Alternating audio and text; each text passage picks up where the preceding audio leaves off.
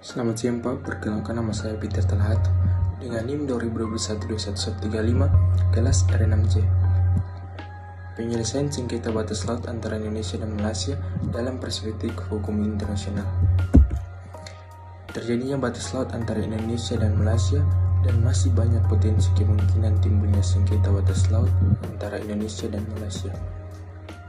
Penelitian ini mengkaji penyebab munculnya permasalahan dalam menentukan delimitasi laut antara Indonesia dan Malaysia.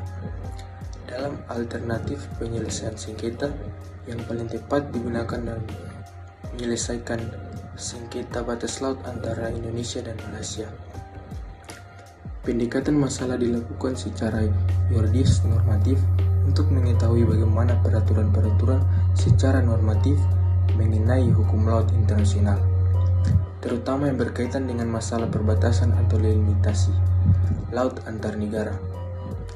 Permasalahan dalam menentukan delimitasi adalah adanya perbedaan konsep dalam menentukan batas laut antara Indonesia dan Malaysia, inkonsistensi Malaysia terhadap aturan KHL 1982, dan kurangnya perhatian pemerintah Indonesia terhadap laut dan pulau-pulau kecil, khususnya dalam terletak pada wilayah perbatasan.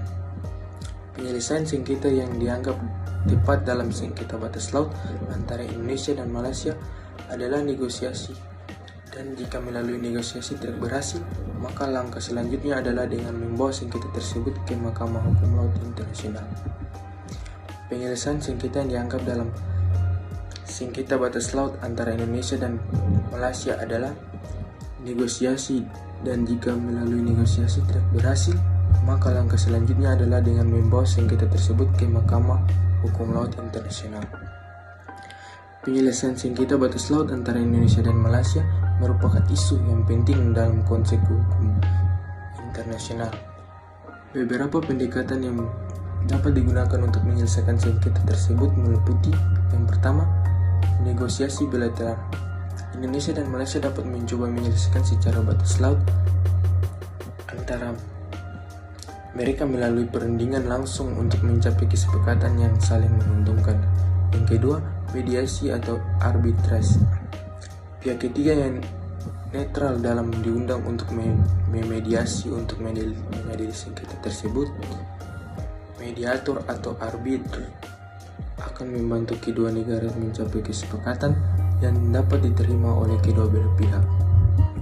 Yang ketiga, penyelesaian melalui pengadilan internasional. Jika negosiasi bilateral atau mediasi tidak berhasil, Indonesia dan Malaysia dapat memutuskan untuk membawa sengketa mereka ke pengadilan internasional seperti Mahkamah Internasional untuk mendapatkan keputusan yang mengikat. Dan yang keempat, perjanjian perbatasan.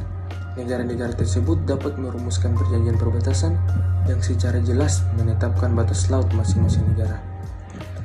Yang kelima, perbatasan lintas batas. Kerjasama lintas batas. Setelah menyelesaikan penting bagi Indonesia dan Malaysia untuk memperkuat kerjasama lintas batas guna mencegah masalah serupa di masa depan dan mempromosikan perdamaian serta stabilitas di masyarakat tersebut. Ya, sekian dan terima kasih.